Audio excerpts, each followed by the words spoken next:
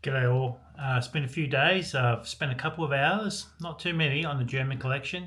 A thing called life gets in the way. A few medical appointments, running around after kids.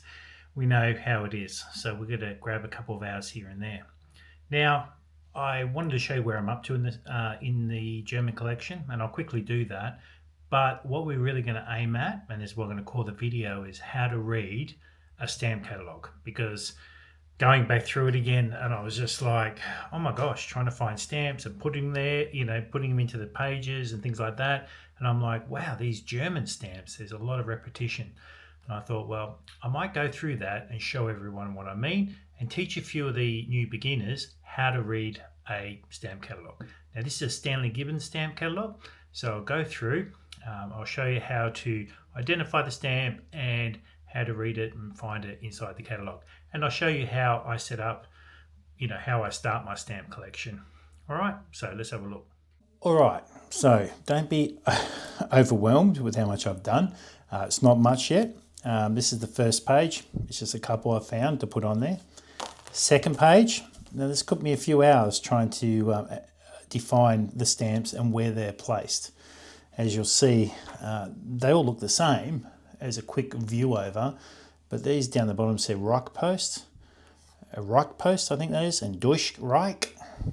And then, and these are different colours. They're all filled in, And if you go to the next page, you'll see that these are Durchreich, but they're clear. See the clear? And then these are filled in. So then you've got to find those. And then these higher values, which are coloured in, came out at a later date. So all I've done at the moment, and they're not that neat, I've just torn pieces of paper to go 1916 and the SG numbers, so 24 and 10. Here, SG8, SG9, SG10, and that is just so, and SG means Stanley Gibbons, and that's the catalogue number. It just puts them in place so I know where I'm up to. So really I know SG11's missing and things like that. So that's out of the way. I've also quickly put some of those together. And as you can see, a mint and used. Everyone's telling me the mint ones are cheaper than the used ones. So I don't know. I think I'm going to be doing what I do in my Australian collection and get one of each. So I haven't committed yet. Again, it's called scope creep. And in engineering, when we have scope creep, basically the time it takes to build the collection takes longer. The cost is more.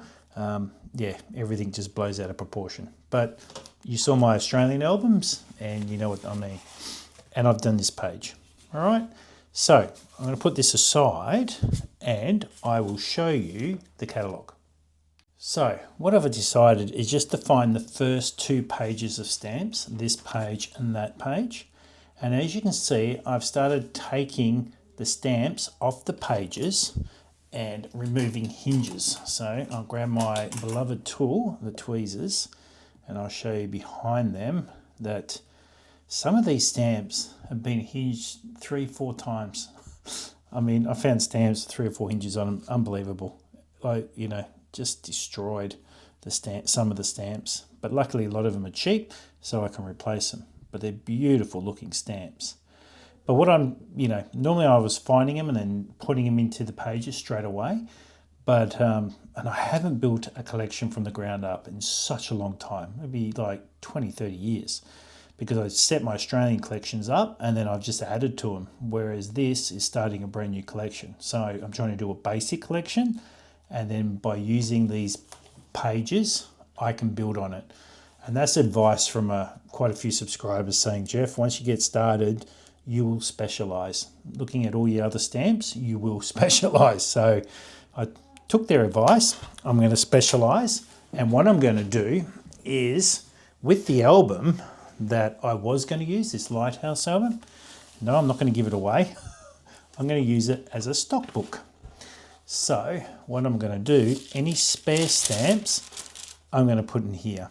And then I'll go through, I'll quickly make the collection up, but then I'll go through the stock book and I'll double check to make sure I've got the best stamp in my book. And then I'll be able to use this to, if I decide to go mint and used or things like that. Or if I want to, you know, if I go into the specialist, someone just told me, oh, you got to watch out for watermarks. It's like, oh my God, watermarks. I love watermarks. All right, I'll keep everything I got. And then I can slowly, as I, you know, finish the basic collection, then I'll specialise and then I'll do watermarks, mint and use, things like that. But I'm not promising everything yet, but that's where I'm up to. Next, how do we read a Stanley Gibbons catalogue? So what we'll do, I'll just show you a few things, rightio?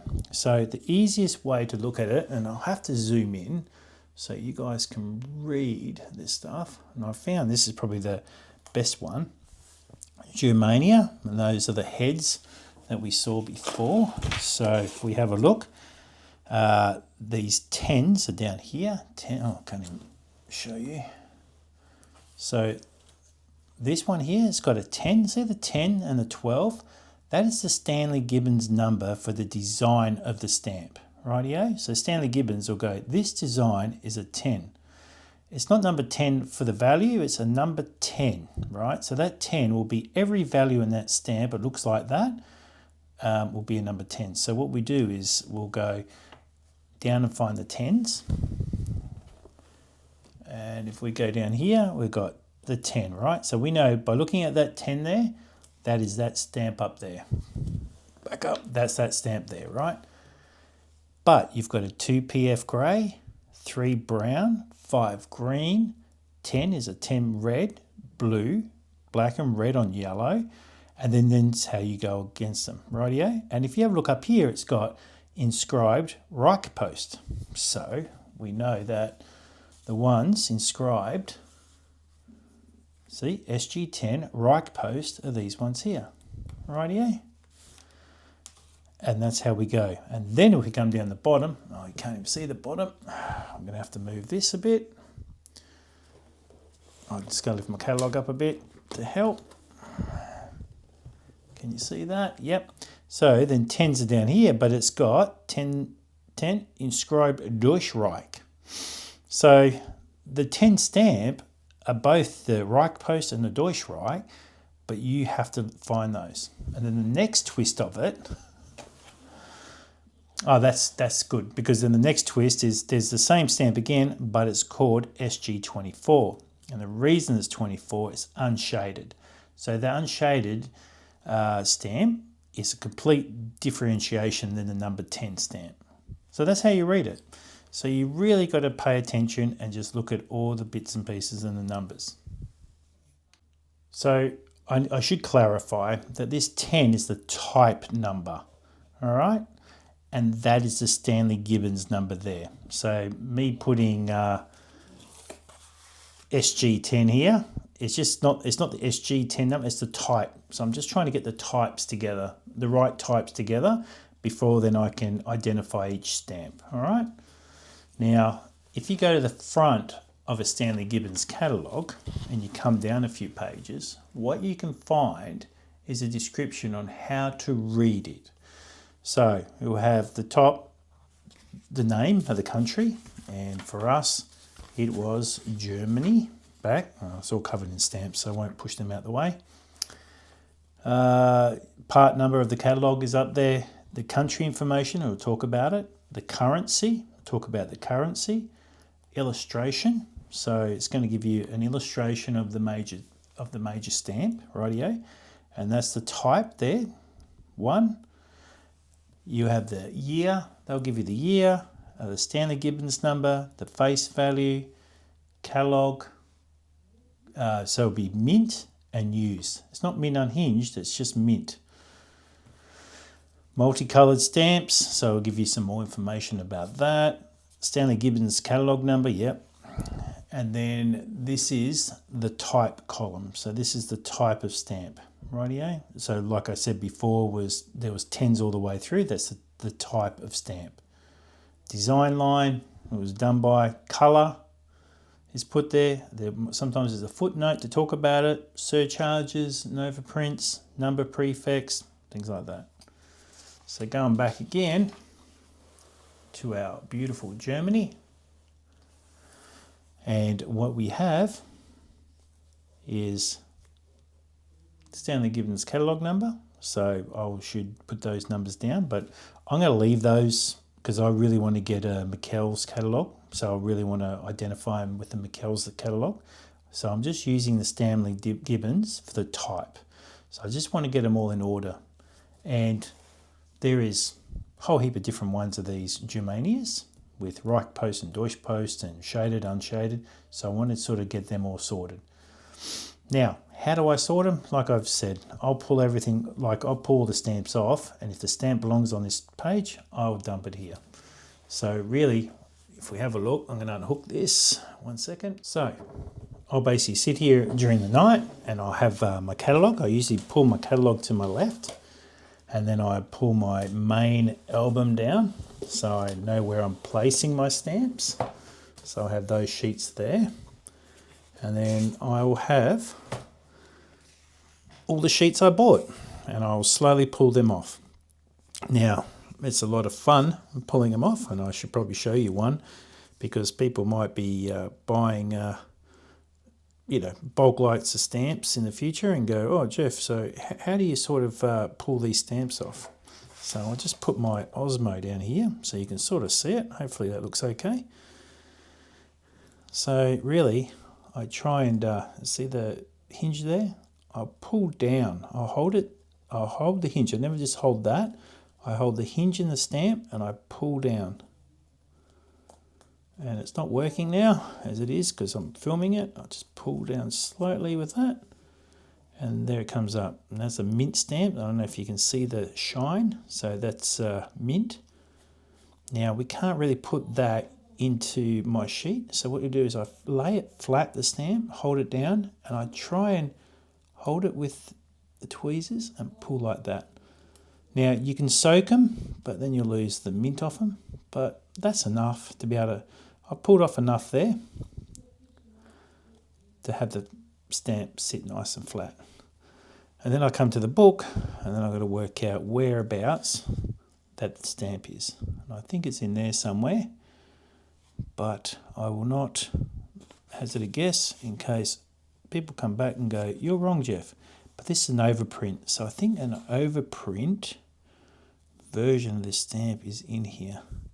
So if we have a look, if you have a close look at that, underneath that 100, I think it's this 100 one here. This is one un-overprinted. So we just need to find one that says overprint. Here we go. Surcharge with new value until send or millionaire marks. So I think so it's 100 on something. So if we have a look, 100 on 100 mm purple. No, 100 on 400 millimeter green. So if I go in like that, sorry guys, try and do two things. So you see the 400 underneath, so it's a surcharge on top, 100. So I just look up the 100 T on green, that one there. 10 cents mint. Wow, that's worth a lot. Or $2.30 used. So I need to find that used. Look at that. That's unreal. So that is part of these ones. So that's a 54. So that's the type of stamp, 54. And up here, oh yeah, 54. Oops, 54. 100 meter on green. That's it there. And that's how we found it. Simples. So I hope that helps everybody on how to use a catalogue and how to sort their stamps. It's going to take months to get through this, and I'd love it to be faster so I could show the output and how I can make it look.